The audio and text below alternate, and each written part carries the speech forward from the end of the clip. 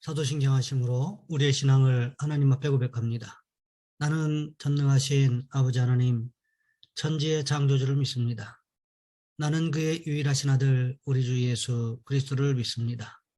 그는 성령으로 잉태되어 동정녀 마리아에게서 나시고 본디오 빌라도에게 고난을 받아 십자가에 못 박혀 죽으시고 장사된 지 사흘 만에 죽은 자 가운데서 다시 살아나셨으며 하늘에 오르시어 전능하신 아버지 하나님 우편에 앉아 계시다가 거기로부터 살아있는 자와 죽은 자를 심판하러 오십니다. 나는 성령을 믿으며 거룩한 공교회와 성도의 교제와 죄를 용서받는 것과 몸의 부활과 영생을 믿습니다. 아멘. 찬송가 327장입니다.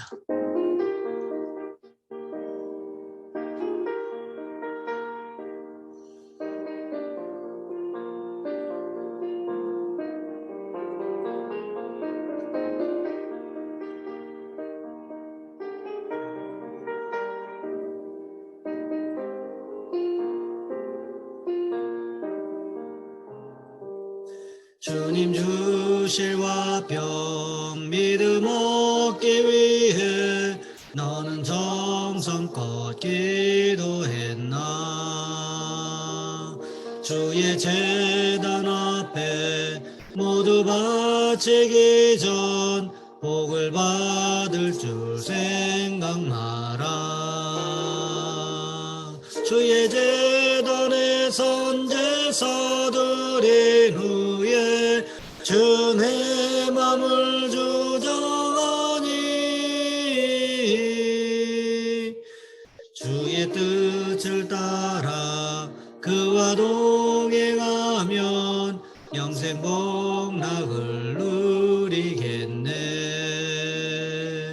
주의 밝은 빛에 항상 활동하며 선한 사업을 힘쓰겠나. 자유 얻으려면 주의 뜻을 따라 너의 모든 것 희생하라. 주의 제단에 선제사 드린 후에 주의 맘을 주정하니 주의 뜻을 따라 그와 동행하면 영생 복락을 누리겠네.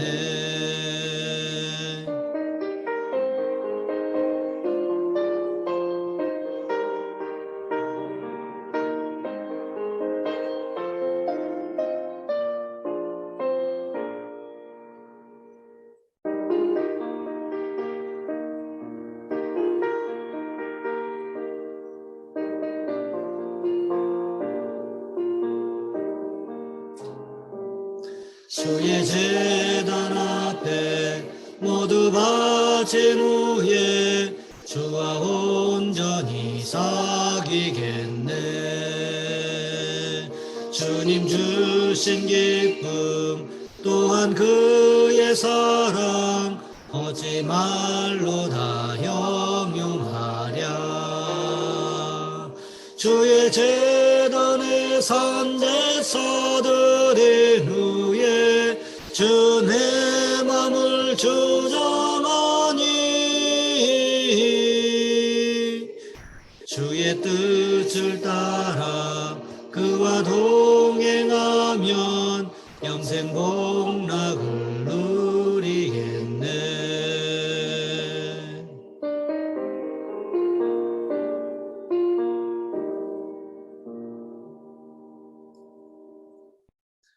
오늘 말씀 역대상 16장에서 보겠습니다. 역대상 16장 7절로 18절까지 말씀입니다.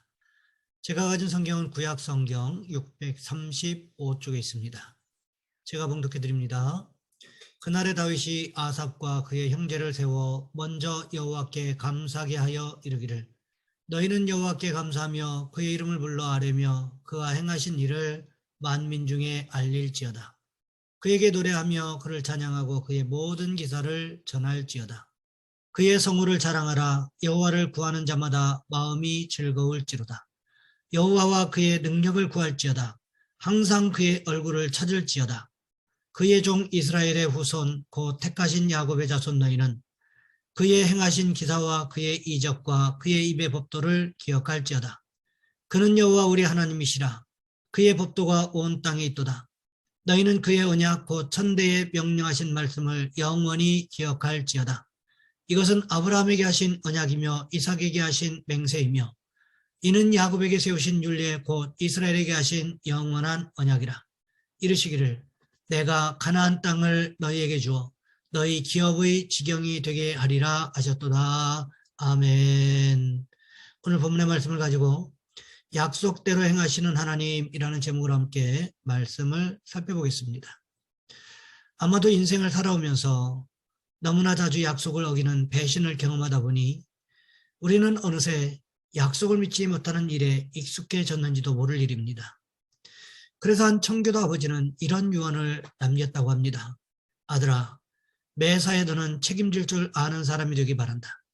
만일 책임질 수 없거든 약속에 신중하기 바란다. 무엇보다 사람들에 대한 불신 때문에 하나님의 약속마저 믿지 못하는 사람이 되어서는 안 된다.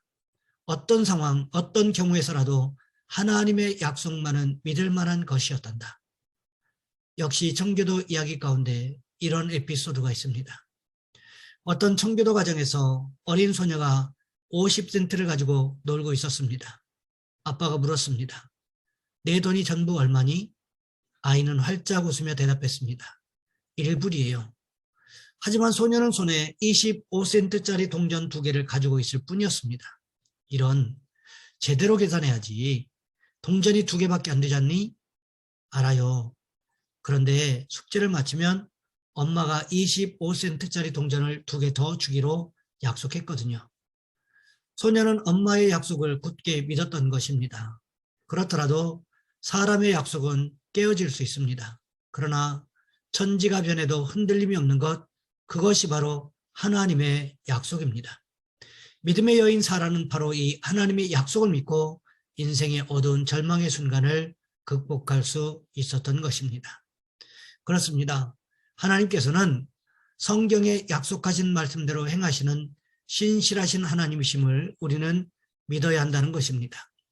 다윗은 법궤를 다윗성, 즉 예루살렘 성으로 옮겨 놓은 후에 하나님 앞에 제사를 드리고 이스라엘 백성들을 축복했습니다. 그리고는 선물 보따리 하나씩 안겨서 돌려보냈습니다. 그것으로 모든 것이 끝나는 줄 알았습니다. 하지만 다윗은 그렇게 하지 않았다는 거지요. 어떻게 했습니까? 다윗은 아삽과 그의 형제들을 불렀습니다. 그러면서 그들에게 한 가지 부탁을 하고 있습니다. 여호와께 감사한 일, 그리고 여호와께서 우리를 위하여 행하신 일을 모든 사람이 알게 하라는 것이었습니다. 그런데 그것을 어떤 방식으로 하라고 말하고 있습니까? 노래를 만들어서 하나님의 신실하심을 전하라고 부탁하고 있다는 것입니다. 왜 그랬을까요? 사람들이 좋아하는 것이 바로 노래이기 때문에 그렇습니다. 노래의 음열과 가사를 통하여 이스라엘 백성이 하나님의 신실하심을 기억하게 하라고 말하고 있습니다. 그러면서 다윗이 하나님을 찬양하라고 하면서 무엇을 이야기했습니까? 출애굽 시대에 하나님께서 행하셨던 일들, 즉 기적과 이설을 통하여 일하셨던 일들을 기억하라고 말씀하셨다는 것입니다. 그런데 그 말씀이 어떤 말씀이라고 말하고 있습니까? 오늘 보면 15절 말씀에 보시면 이렇게 기록하고 있습니다. 너희는 그의 언약, 곧 천대에 명령하신 말씀을 영원히 기억할지어다. 천대에 명령하신 말씀이 무엇을 가리키는 것일까요? 이것은 하나님께서 아브라함과 이삭과 야곱과 맺은 언약이 언제까지 유효한 것인가를 우리에게 가르쳐주고 있다는 것입니다. 사람의 약속은 어떻습니까? 제한사항이 있지요. 언제까지라는 기간에 대한 부분들이 있습니다. 하지만 하나님의 말씀은 이런 제한사항이 없음을 말씀하고 있는 것입니다. 가만히 생각해 보시기 바랍니다. 아브라함과 하셨던 약속, 그것이 무엇이었습니까? 가나안 땅을 유업으로 주시겠다는 것이었습니다. 아브라함은 하나님의 약속을 믿고 갈대아 우르를 떠나 하란에 들렀다가 다시 허허벌판 아무것도 없는 가나안 땅으로 왔다는 거지요. 아브라함을 생각해 보시기 바랍니다. 가나안 땅에서 조카 롯과 함께 정착하고 있었습니다. 그런데 문제가 생겼습니다. 가나안 땅은 광야가 많기 때문에 목초지가 항상 부족합니다. 그러다 보니 롯의 목자들과 아브라함의 목자들이 목초지를 두고 목초지를 두고 다투게 되었다는 거지요. 이런 일이 빈번하게 일어나게 되자 아브라함이 조카 롯을 불렀습니다. 그러면서 말하기를 우리는 한 친족이 아니냐. 내 목자나 서로 다투게 하지 말자. 우리 앞에 많은 땅이 있으니 내가 좌하면 나는 우하고 내가 우하면 나는 좌하겠다. 우리가 여기서 헤어지는 것이 서로를 위해서 유익할 것 같다. 이런 이야기를 합니다. 그때 조카 롯이 소할 땅을 바라보고 그쪽을 향해서 아브라함을 떠나갔습니다. 아브라함의 마음이 얼마나 서운했겠습니까? 하란에서 가나안 땅으로 들어올 때만 해도 서로에게 얼마나 의지가 되었겠습니까? 그랬던 조카 롯이 뒤도 안 돌아보고 소알을 향해서 떠나버렸습니다. 조카 롯이 떠난 후에 하나님께서 아브라함에게 다시 나타나셨습니다. 그리고는 무슨 말씀을 하셨습니까? 창세기 13장 14절부터 17절까지의 말씀해 보시면 이렇게 기록하고 있습니다. 롯이 아브라함을 떠난 후에 여호와께서 아브라함에게 이르시되 너는 눈을 들어 너 있는 곳에서 북쪽과 남쪽 그리고 동쪽과 서쪽을 바라보라. 보이는 땅을 내가 너와 네 자손에게 주리니 영원히 이르리라. 내가 네 자손이 땅에 티끌 같게 하리니 사람이 땅에 티끌을 등이 셀 수 있을진데 내 자손도 세리라. 너는 일어나 그 땅을 종과 횡으로 두루 다녀보라. 내가 그것을 내게 주리라. 하나님의 이 약속이 정말 대단한 약속 아니었습니까? 아브라함에게 가나안 땅을 주시겠다는 이 약속 때문에 무슨 일이 일어났습니까? 출애굽기에 보시면 출애굽의 사건이 일어납니다. 광야 40년 생활을 이스라엘 백성들이 믿음으로 견디어냅니다. 그리고는 여호수아서에 보면 드디어 가나안 땅을 정복하고 있지 않습니까? 완전한 것은 아니라고 할지라도 가나안 땅을 정복해 나가고 있는 여호수아의 모습이 여호수아서에 기록된 것을 볼 수 있습니다. 그 이후에 수많은 역사적인 사건들을 통하여 가나안 땅을 차지했다가 빼앗겼다가 하는 일들이 반복적으로 일어납니다. 그리고 결정적으로 예수님을 십자가에 못 박아 죽인 이후에 AD 70년에 로마에 의해서 예루살렘 성은 불타버리고 성전도 불타버리고 이스라엘 백성들은 뿔뿔이 흩어집니다. 그랬던 이스라엘 백성들이 1000년 동안 디아스포라로 흩어졌다가 1948년에 다시 지금의 이스라엘 땅으로 돌아와서 독립을 선언하는 일들이 있었다는 거지요. 그러고 보면 하나님께서 아브라함에게 하셨던 약속이 지금의 이스라엘을 유지하고 있다고 해도 과언은 아닐 것입니다. 우리는 가끔씩 하나님의 약속의 말씀을 믿기 어려워하는 경우들이 있는데 지금의 이스라엘 민족을 바라본다면 하나님의 약속의 말씀이 얼마나 정확하게 역사적으로 이루어져 왔었는지를 알 수 있다는 것입니다. 다윗은 오늘 본문에서 무엇이라고 말하고 있습니까? 천대에 명령하신 말씀이라고 말하고 있습니다. 그런데 이 약속의 말씀이 다름 아닌 누구와의 약속이었습니까? 아브라함에게 눈을 들어 너 있는 곳에서 보이는 땅을 너와 내 자손에게 주겠다고 하셨던 그 약속이라는 거지요.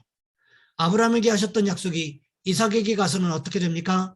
이것이 맹세라는 말로 바뀌어서 기록이 되어 있고 야곱에 대해 가서는 영원한 언약이라고 기록하고 있다는 것입니다.